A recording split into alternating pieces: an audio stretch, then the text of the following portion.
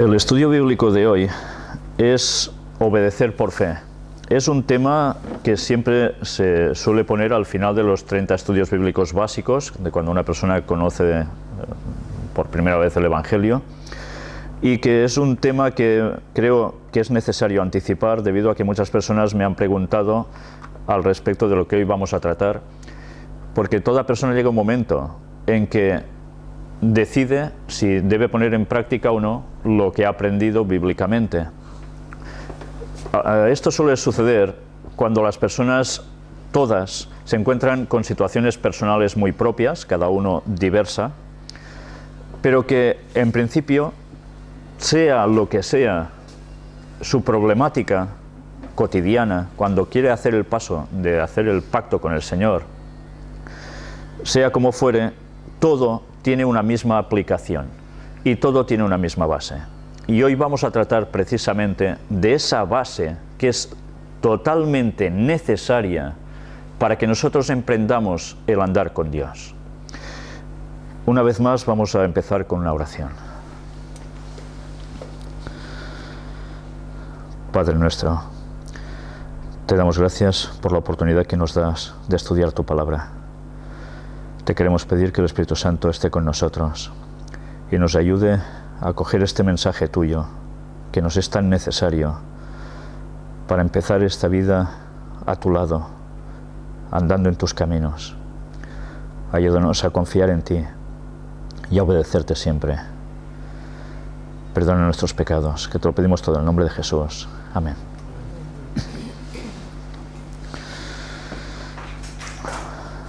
Vamos a empezar con un texto que se halla en el libro de Filipenses, capítulo 2, donde vemos lo que el Señor espera de cada uno de nosotros. El versículo es el 12. Por tanto, amados míos, como siempre habéis obedecido, no como en mi presencia solamente, sino mucho más ahora en mi ausencia, ocupaos en vuestra salvación con temor y temblor. ¿Qué espera de nosotros? Que obedezcamos siempre. Da igual si está con nosotros un ministro del Evangelio o no está, como era en este caso con el apóstol Pablo. El Señor sigue siendo el mismo y el Señor siempre requiere lo mismo de nosotros, obediencia plena, siempre. Obedecer siempre implica que habrá circunstancias en nuestra vida que evidentemente no será sencillo, nada fácil seguir al Señor, obedecerle. ¿Qué debemos hacer entonces? Hoy vamos a ver si realmente hemos de obedecer siempre al Señor o hay cosas que nos eximen de tener que hacer esto con Él.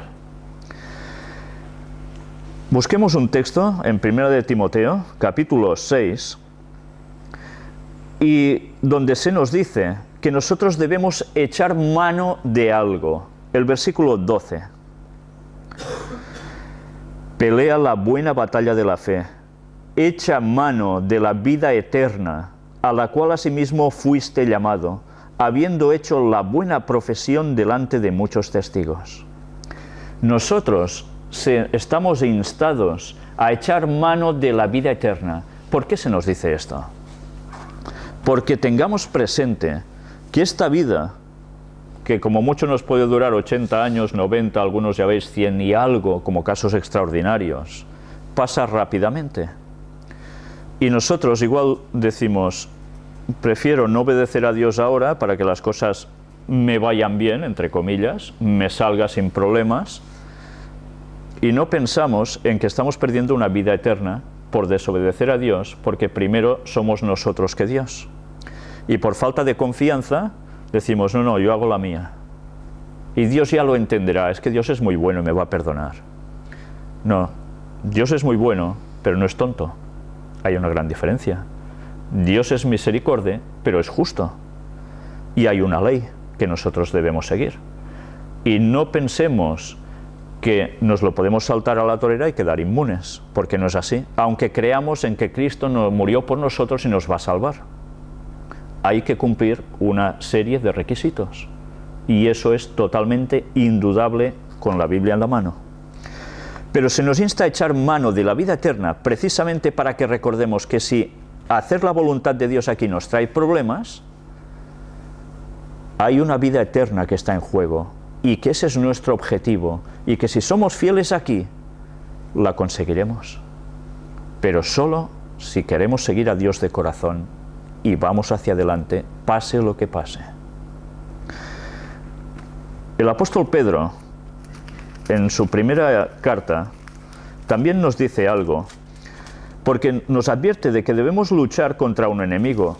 Ya sabéis que nosotros estamos en una lucha espiritual constante en este mundo. No hay nadie que quede exento de ella. ¿Contra quién es nuestra lucha en verdad? ¿Contra nosotros mismos? ¿Contra la gente de nuestro alrededor? ¿O hay alguien más que intenta ponernos la traba para que no sigamos a Dios? El texto es muy claro. Primero de Pedro, capítulo 5, versículos 8 y 9. Sed sobrios y velad, porque vuestro adversario el diablo, como león rugiente, anda alrededor buscando a quien devorar, al cual resistid firmes en la fe, sabiendo que los mismos padecimientos se van cumpliendo en vuestros hermanos en todo el mundo. Tenemos un adversario, el diablo. Ya hemos comprobado que existe, lo sabemos de sobras. Y se nos dice de que él nos quiere devorar. ¿En qué sentido nos quiere devorar? Pues en un doble sentido. No es solo una cuestión simbólica. Nos quiere devorar también, si pudiera, nuestra vida terrenal. Nos destrozaría, nos haría añicos. Pero Dios no lo permite. Satanás odia al ser humano, porque el ser humano fue creado para sustituir las vacantes que él y sus ángeles dejaron en el cielo. Él con nosotros va a muerte, pero Dios no le permite que haga eso.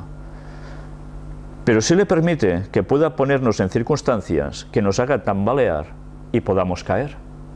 Y esto Dios lo permite, ¿por qué? ¿Porque es malo? No.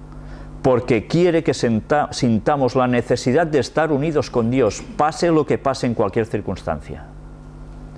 Y para eso debemos también poner de nuestra parte. Dios nos ayudará, pero nosotros ¿qué debemos hacer? Resistir firmes en la fe. Esto empieza a plantearnos ya algunas cuestiones.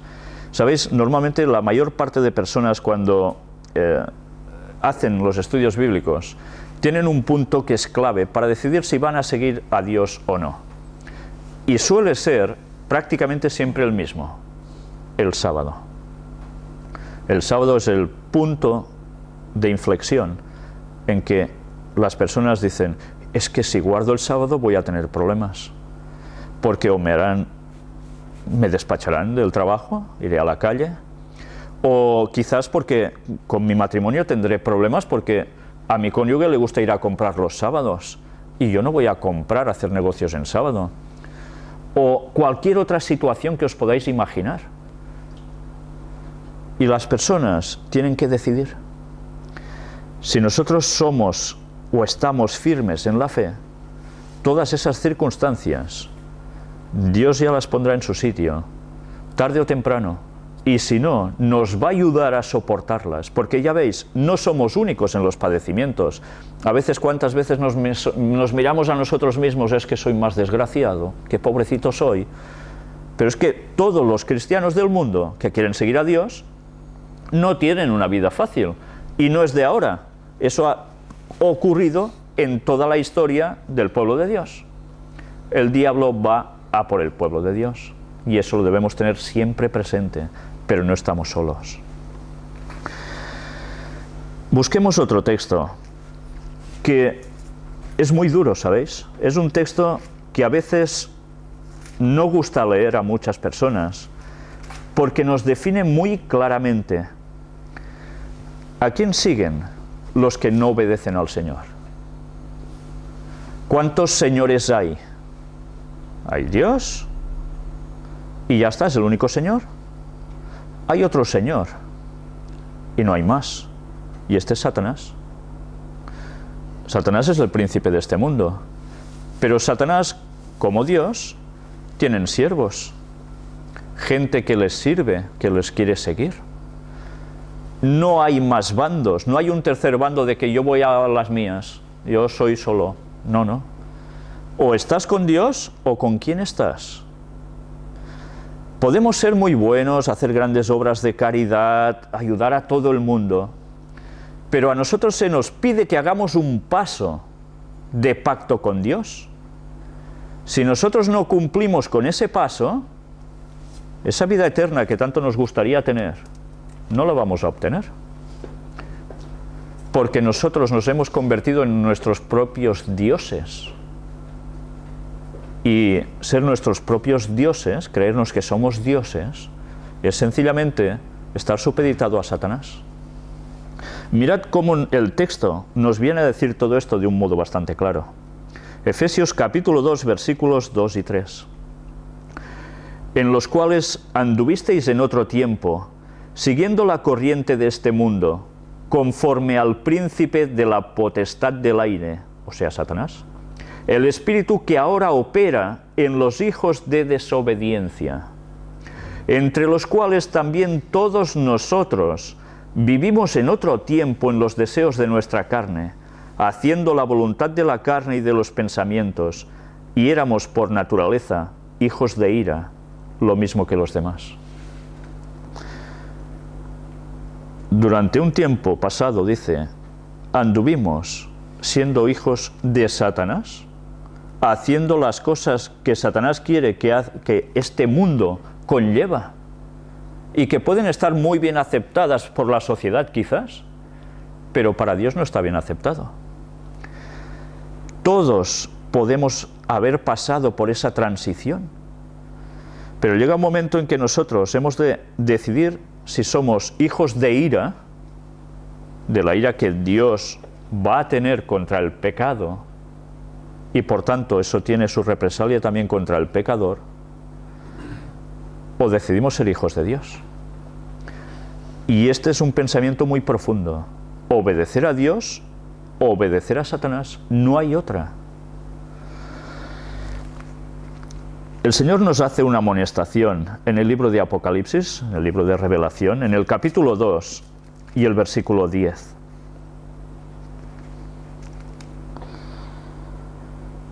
No temas en nada lo que vas a padecer. He aquí el diablo echará a algunos de vosotros en la cárcel para que seáis probados y tendréis tribulación por 10 días. Sé fiel hasta la muerte y yo te daré la corona de la vida.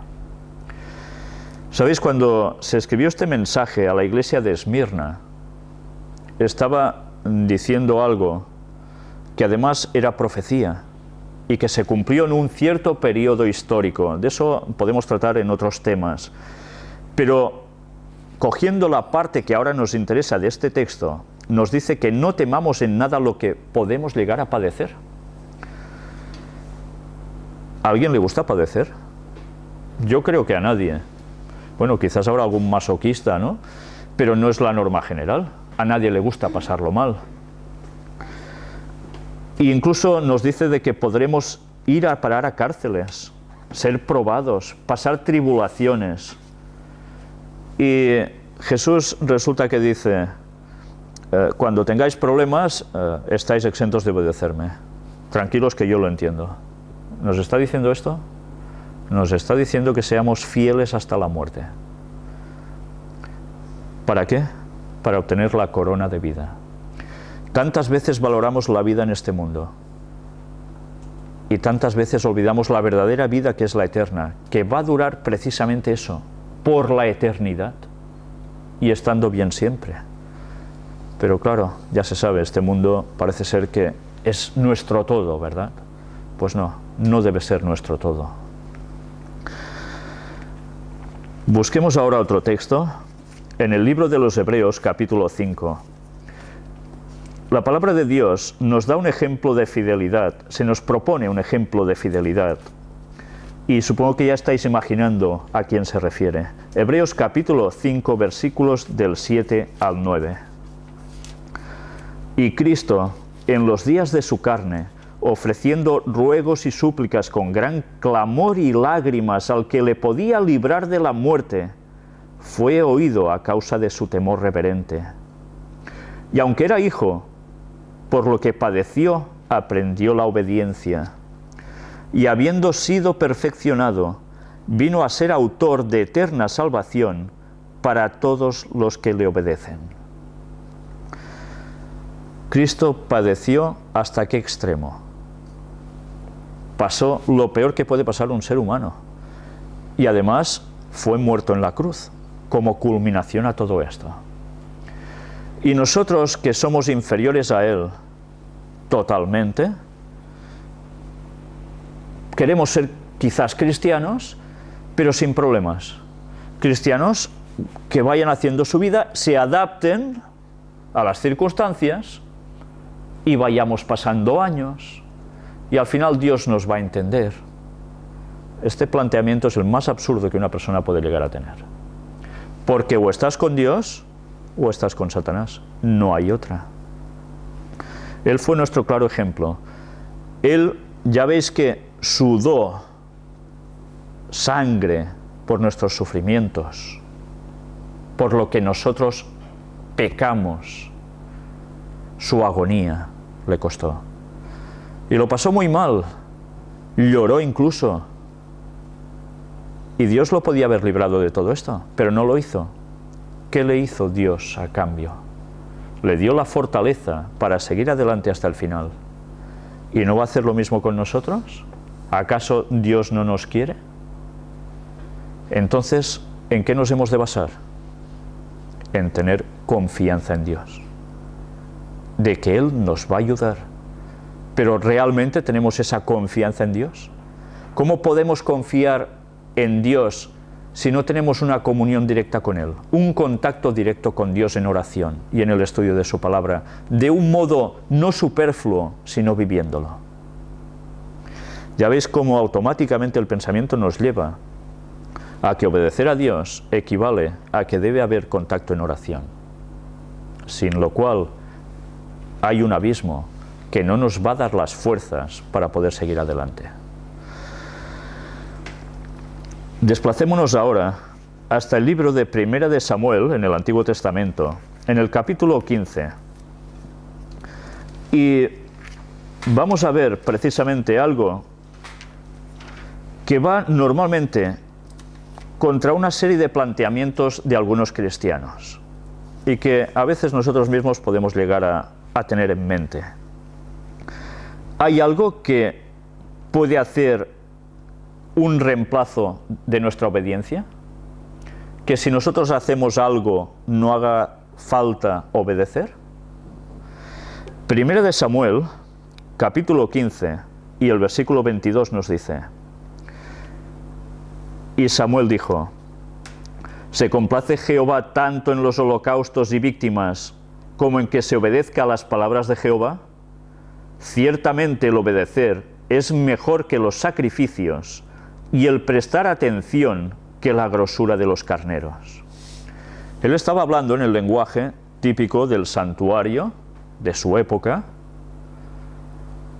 pero ¿cómo podríamos aplicar ahora esto? Había gente que, mira, llevo allí ovejitas y llevo palomas y venga a ofrecer sacrificios y así ya me gano el favor de Dios.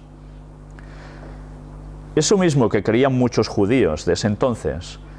Muchos cristianos desde el tiempo de Jesús hasta ahora, básicamente a partir de que nació la Iglesia Católica Romana, empezaron a hacer obras de caridad, beneficencia, ayuda y demás, pagando misas, pagando parcelas en el cielo, lo que hiciera falta.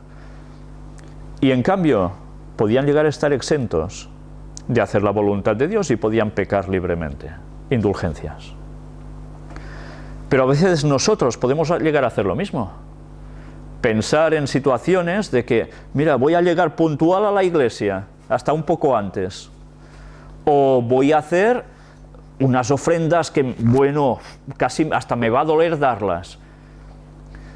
Y voy a hacer grandes cosas, voy a trabajar mucho para la iglesia. Pero en otras cosas, bueno, voy a pasar un poco y Dios, como yo he hecho todo esto, lo tendrá en cuenta. ¿Nos ganamos el favor de Dios con estas tonterías? Mirad cómo todo siempre tiene una aplicación. El ser humano es siempre el mismo, no cambia, sea de la cultura que sea y sea de los años que sean. Somos siempre iguales. Por eso la Biblia es un mensaje que es tan actual para ahora como lo fue para los días de Noé. Leamos ahora también en el Antiguo Testamento 3 textos. El primero en el libro de Eclesiastés, en el capítulo 12. ¿A qué se reduce la suma de los deberes del hombre? ¿Hay algo que es el compendio máximo de lo que nosotros debemos asumir? Eclesiastés capítulo 12, versículo 13. El fin de todo el discurso oído es este: teme a Dios y guarda sus mandamientos, porque esto es el todo del hombre. Teme a Dios y guarda los mandamientos. Esto es el todo del hombre. No hay más. Todo lo demás es superfluo, es vanidad, es absurdo, es tontería. Teme a Dios y guarda sus mandamientos. Atención a este texto, porque veremos que no es el único. Hay muchos cristianos en la actualidad que dicen: no, yo ya confío en que Cristo me salvó. Y como confío en que Cristo me salvó porque murió por mí en la cruz, los mandamientos, bueno, ya los clavó Él en la cruz. ¿Sí? ¿Hizo esto Cristo? Entonces, nos vamos a dar cuenta que este texto que está en el Antiguo Testamento, podríamos llegar a decir, bueno, como era el Antiguo Testamento anterior al pacto de la muerte de Cristo en la cruz, ya quedamos eximidos de esto.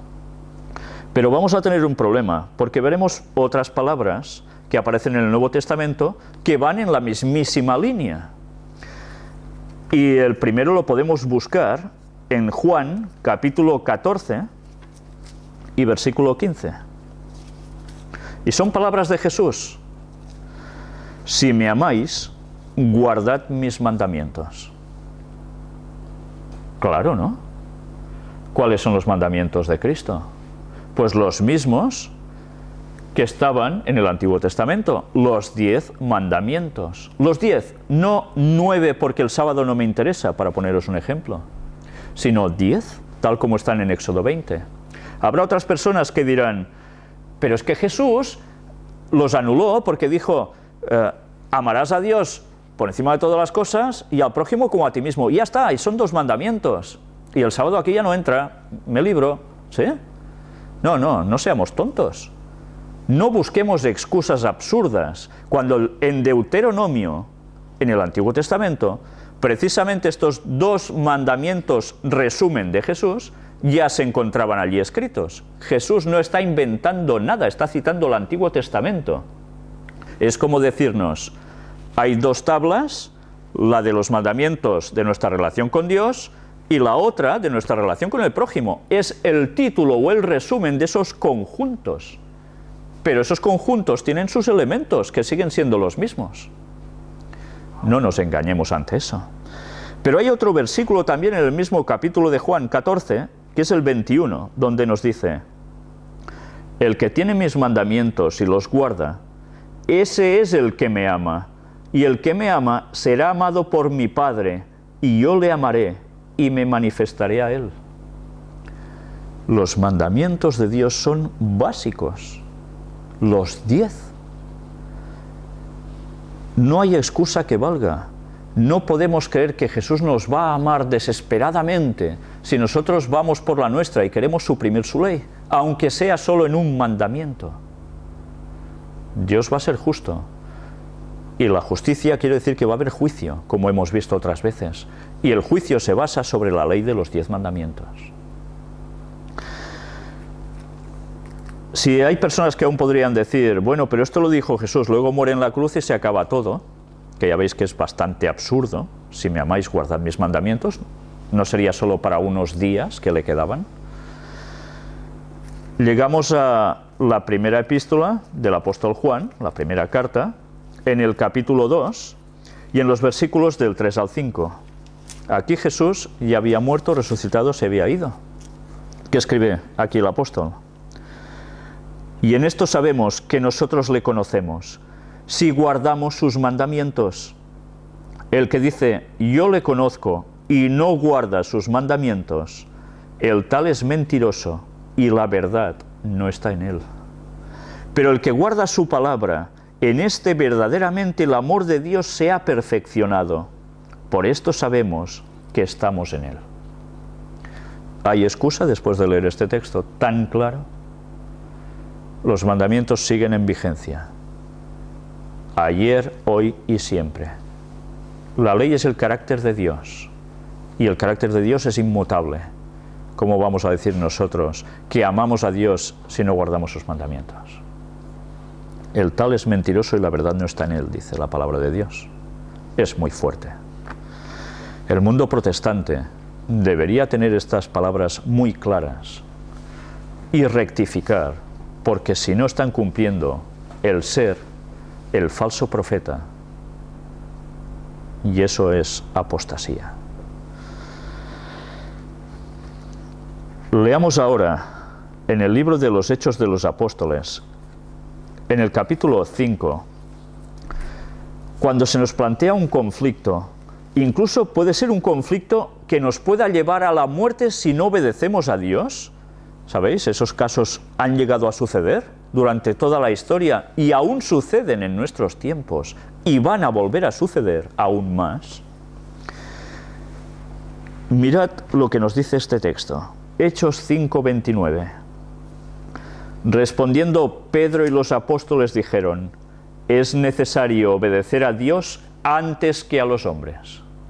¿Sabéis? A ellos se los había amenazado. Se les podía llegar a quitar hasta la vida, latigazos, lo que queráis, pero hasta la vida.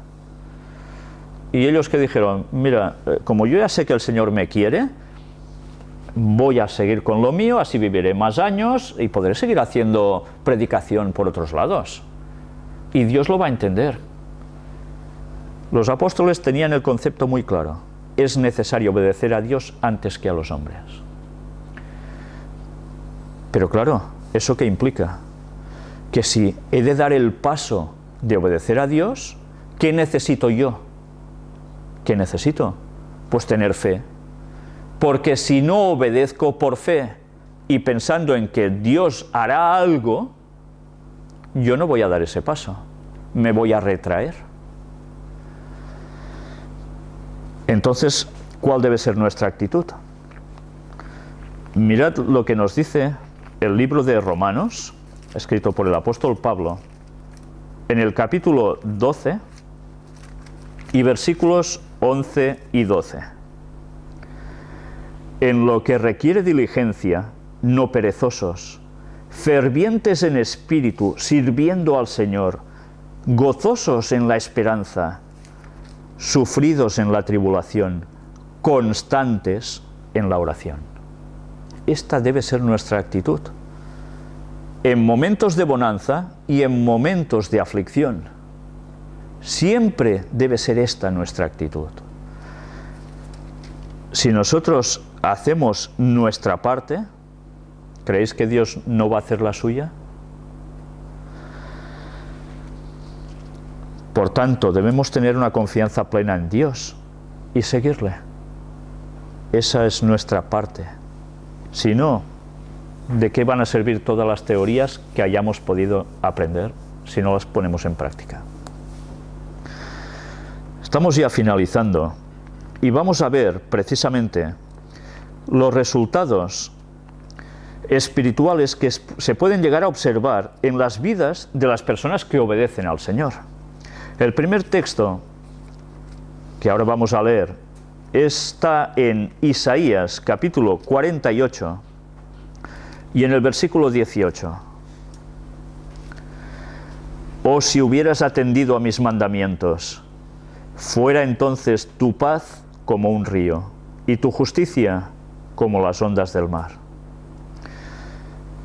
Mirad lo que dice: si nosotros atendiésemos a los mandamientos de Dios, nuestra paz sería como un río.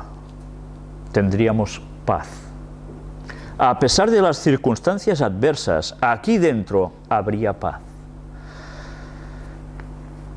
Juan 14:27.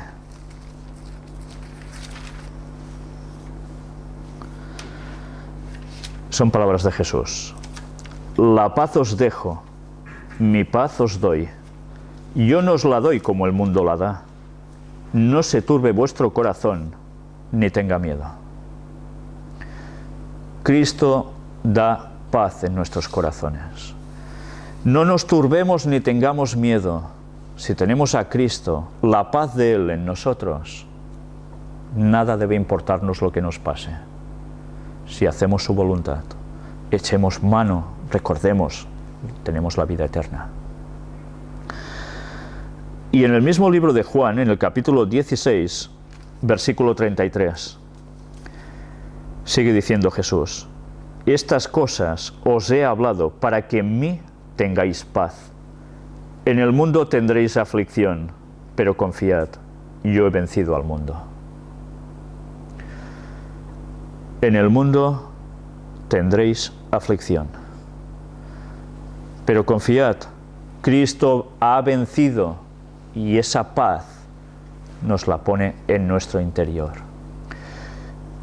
Yo no quiero decir que tengamos que ser mártires porque sí. Quién sabe, si Dios quiere, igual hemos de llegar a ese momento, no lo sabemos. Pero recordad en qué momentos, por ejemplo, cuando Esteban estaba siendo martirizado antes de morir, ¿qué actitud estaba asumiendo? Estaba desesperado, diciendo: me echo atrás, no, parad de apedrearme, yo voy a cambiar mi vida y para salvar el pellejo hago lo que haga falta. ¿Hizo esto Esteban? ¿O empezó a renegar de Dios, a maldecir a los demás por hacerle esto, para que cambiaran de actitud los otros, acaso? No. Asumió lo que le tocaba y siguió adelante hasta el fin. Incluso llegó a decir algo, igual que Jesús: Padre, perdónalos porque no saben lo que hacen. Este es el punto culminante de la paz que sentía en su interior, porque él tenía a Cristo aquí. Y bien, hemos visto que Dios nos da esa bendición, esa paz. Los que seguro que habéis dado ya el paso de seguir a Cristo y os habéis encontrado en situaciones límites de diversas circunstancias, cosas, seguro que en el fondo habréis notado esa paz de que Cristo está con vosotros. Pero claro, eso hay que experimentarlo. Hasta que uno no decide dar ese paso, eso no lo conocerá jamás.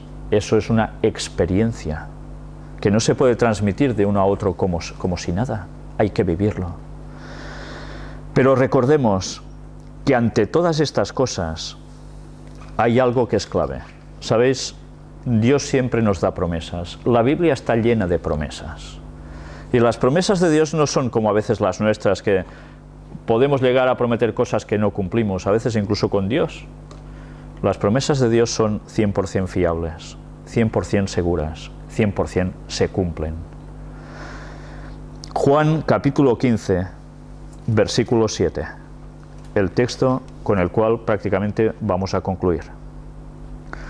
Si permanecéis en mí y mis palabras permanecen en vosotros, pedid todo lo que queréis y os será hecho. Pedid todo lo que queréis y os será hecho. Si nosotros nos encontramos en que podemos perder el trabajo por querer guardar el sábado, por ser fieles a Dios, si nosotros cualquier mandamiento puede ser nuestra prueba por una circunstancia, tengamos claro y presentes de que es la promesa de Dios, que lo pidamos, que Él sabe lo que necesitamos. Si somos fieles, Él no nos va a dejar, nos va a responder y nos va a solucionar, aunque a veces sean soluciones distintas a las que nosotros nos podemos llegar a imaginar o pedir, porque Él sabe realmente lo que nos conviene. Tengamos eso presente, nos hemos de mover por fe. Y no quisiera dejaros sin antes leer unas palabras que se encuentran en este libro, Palabras de vida del Gran Maestro, escrito por Elena White, donde aparecen unas frases que realmente complementan a la perfección con el tema de hoy. Mirad qué nos dice aquí. El cumplimiento de las promesas de Dios es condicional. Esto es interesante. Las promesas de Dios son condicionales. Y la oración no ocupará nunca el lugar del deber.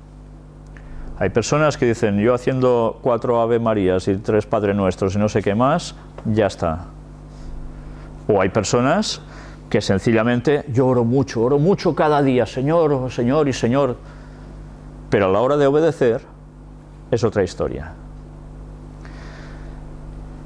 Para que las promesas de Dios se cumplan, debemos cumplir unos requisitos, hay unas condiciones. Y es que oración sí, pero el deber hay que cumplirlo. No hay excusas que valgan. Si me amáis, dice Cristo, guardad mis mandamientos. El que tiene mis mandamientos y los guarda, aquel es el que me ama, y el que me ama será amado de mi Padre, y yo le amaré y me manifestaré a él. Aquellos que presentan sus peticiones ante Dios, invocando su promesa, mientras no cumplen con las condiciones, insultan a Jehová.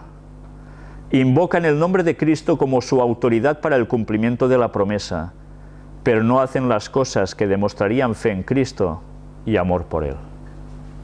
Interesante, ¿eh? Y sigue diciendo, muchos no están cumpliendo las condiciones de aceptación por el Padre. Necesitamos examinar detenidamente las disposiciones que se han hecho para aproximarnos a Dios.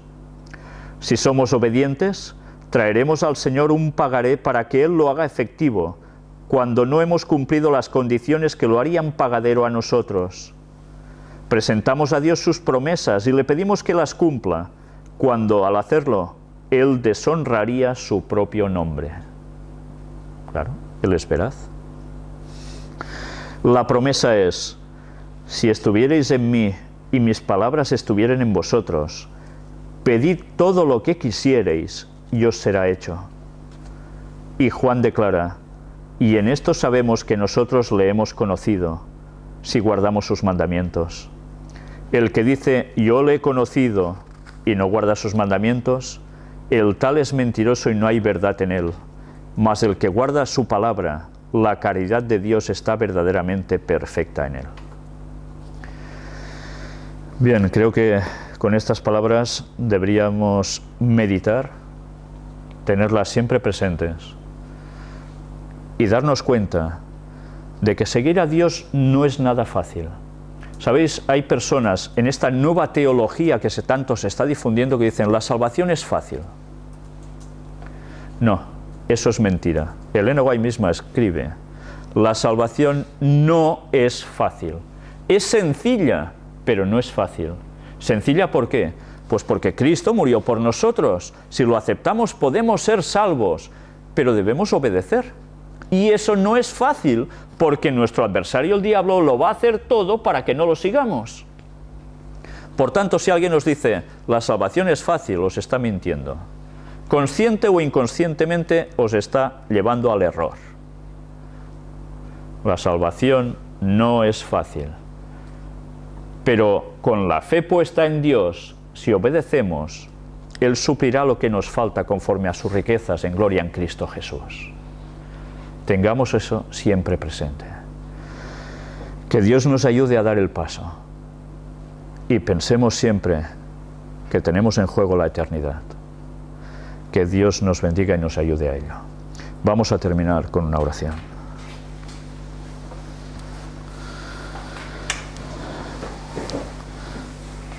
Padre, te damos gracias por la claridad de tus palabras. Te damos gracias porque tú nos quieres mucho y porque tú nos prometes que nos vas a ayudar y pides de nosotros esos pasos de fe. Tú sabes que a veces pueden ser realmente tremendos para nosotros, por todo lo que puede repercutir en nosotros, en nuestras familias, en nuestros conocidos. Pero Señor, cuando tú prometes algo sabemos que lo cumples. Y te agradecemos porque tus promesas son fiables y nos lo has demostrado muchísimas veces. Ayúdanos a ser firmes, a velar, a orar, a estudiar tu palabra, a estar en contacto íntimo contigo, para tener esta paz que solo tú traes al corazón a pesar de cualquier adversidad. Bendícenos, Señor, por favor, y danos esa fuerza para dar ese paso y romper con lo que haga falta para seguirte. Perdona todos nuestros pecados y ayúdanos a cambiar de todo corazón. Llénanos del Espíritu Santo. Por el perdón de nuestros pecados, en el nombre de Jesús te lo pedimos todo. Amén.